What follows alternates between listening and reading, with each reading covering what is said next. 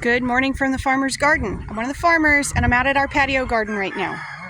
It is time for our March apartment gardening video, and so I'm going to show you what we have going already, and then we're going to plant some new things for March. I told you at the beginning of this series that we were not going to move our patio, but I lied. We're going to scoot it just a little bit. Okay, so this is a 12, I think it's 12 feet tall. 10 or 12, I can't remember now. Anyways, it's tall and it's a big old roof and it doesn't have any gutters on it. So what we're running into is when we get these really big rains, it comes off of there and it's flowing out far enough that it's hitting our pots down below. I'll show you in a second. Our January stuff all drowned and died. So I have replanted it. I replanted it, I think the week before last. Some of it has not come back up. So some of it may just be a wash for this year. I'll show you what we got going on. Okay, there's our patio. The goal is to grow everything on that pallet, or maybe add one more pallet beside it, but we're trying to show you that you can do this in small spaces. So that's the goal here. And this is our problem. I should back up. If this is your first time seeing this series, you may be very confused. Let me reintroduce the series. This is our apartment gardening series for the year. What I'm doing is every single month I'm going to plant stuff and then show you what we have growing from the previous months to show you that you can grow food in small spaces.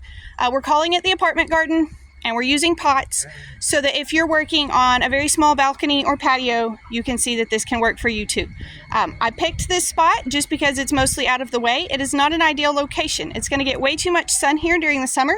Sun is going to hit this metal wall, bounce back. It's going to be hot. We're going to have to figure things out. The only thing I'm going to do is I'm going to scoot it a few feet forward to stop drowning it with the roof runoff. But all we're trying to do here is show you that you can grow food in small spaces. So you can take this same information if you have a small yard, if you have raised beds, even if you're planting in the ground, you can use the same information. But we're calling it apartment gardening so that you can see you don't have to, someday when I can afford land, you can start now. You can grow food now. So that's the reintroduction. Now let me go back to telling you what I'm doing. Okay, we're scooting it this way to stop the runoff. In January, we planted carrots, onions, radishes, lettuce, and peas. The carrots, first of all, we got a really cold snap at the end of February. That's uncommon for our area. So everything was planted in the correct month, but then it got colder than it normally does. Carrots mostly froze.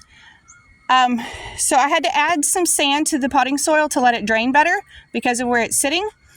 I have one little carrot right there that's still alive. I have not seen any new ones sprout from when I replanted. And I may not. Sometimes carrots are really picky. Same thing with onions. We had all kinds of green onions in here. There's like one little tiny one, maybe two, and they drowned because of all the water that was coming in. Radishes were up to second leaf. Like there's one that's still alive. These are the replanted radishes. You can see they're looking really good. So I'm excited about those. Radishes are going to do fine. And you can go back to January to watch the video on how I actually planted these. This is lettuce. Lettuce looked really bad. It didn't like the cold and then it didn't like the wet. So it was looking really bad. It's coming back. Some of these are going to be weed seeds though. We can see that better in this pot. Again, I added just sand from our yard to help with drainage. This pot is supposed to be sweet peas, English peas, little green peas.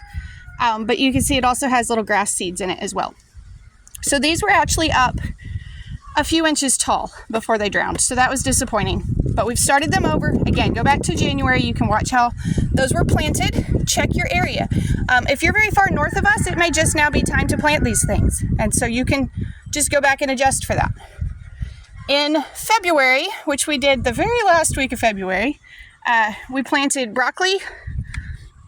This was a 6-pack purchased from the store. You can start these from seed, but you'll need to start much sooner in the season, so I just bought these. We planted one little strawberry, which the chickens came through and used as a buffet. They did that some with the broccoli too, so that was frustrating. And then we planted potatoes. Potatoes are not up yet. They take a while to come up. Let's see if we can dig and see if there's any growth in the potatoes. Potatoes take a little bit of time to come up. So gently, you can see some roots there. It is starting to grow. We're just going to keep it under there leave it alone. It's going to live off of the energy stored in that potato while it works on coming up. This month, we're planting some herbs. I don't use a whole lot of fresh herbs in the kitchen, mostly because I forget to buy them, but there are some that I really enjoy cooking with, so we're going to grow those this time. One thing I've tried to make clear in this whole series is that I want you to grow things that your family eats. Don't just plant something because I planted it. Look at the seed packets, pick things that are ready to plant in your area, and grow those. If you don't eat broccoli, don't plant broccoli. You're probably not going to eat it just because you grew it. On the other hand, if you have a picky child, sometimes a picky child will try these foods and like them when they have grown them. And that sometimes works for adults. But if you've been trying broccoli your whole life and you've never liked broccoli, probably not going to start to like it now. So plant things that you eat. Maybe you don't like broccoli, but you love strawberries. So put in some pots of strawberries. Do more than one of those.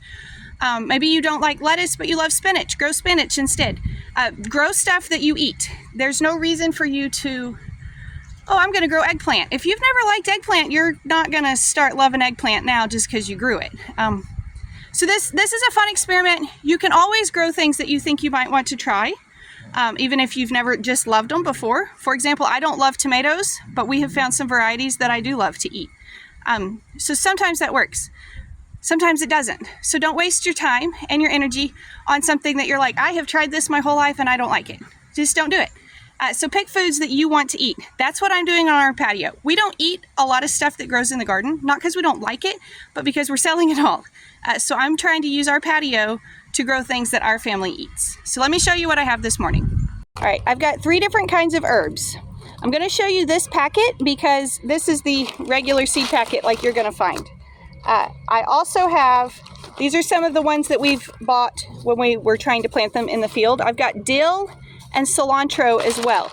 But these packets don't come with as much information on them. They have some of it written out on the back, but it's not nice and beginner friendly like these are. So this one's basil. We don't eat a ton of basil, but I love to make basil jelly. Some of our followers will be like, yes, please, the basil jelly. So I'm going to grow some of this. I've got some dill because dill pickles are amazing and they're better with fresh dill. And then I've got cilantro. Now, a lot of people tend to think that cilantro is a summertime crop because they want to eat it with tomatoes and peppers and other things that grow in the summertime, but it actually does better in the cool weather. All right, so let's focus on this seed packet for a minute. This is basil. What you want to do is look on the back and find your region. It's hard to see, but we're down here in orange. And the little orange square says it can be planted from March to April, and then again August to October. Sorry, March to May. So this is the perfect time to start planting these. It says full sun. That's important to notice. Most vegetables are going to say full sun. A few of them might say partial, but most of them are going to say full sun. So this is going to be great for them because we've got the sun. And if you look it up online, these are also things that I can start planting now as well. It may be a little early for the dill, but the cilantro for sure, it's time. The tricky part is always trying to figure out the best camera angle to show y'all what I'm doing. So this time I'm using a lot of repurposed pots. So I've got icing buckets back here. I got these that I found cheap at Tractor Supply. This one I already had. This time I'm using this old roaster that had rusted out. And so I've drilled some drain holes in the bottom of it. And this is what we're going to use. So what I'm going to do is I'm going to try to kind of divide it into pieces to kind of know where I want stuff. So I want more cilantro than basil. So I'm only going to use, let's see, we'll use just like a small bit for the basil. And I want more dill as well. So what we'll do is basil, cilantro, and dill. Now these seeds are tiny, so hopefully I can show you, but we'll see. All right, so what I'm doing with the basil seeds, and they're teeny tiny, okay? I probably can't show you these. Think like a poppy seed. So if you've ever had a poppy seed muffin or something like that, that's about what these look like. So I'm just gonna put some in my hand. They're little bitty.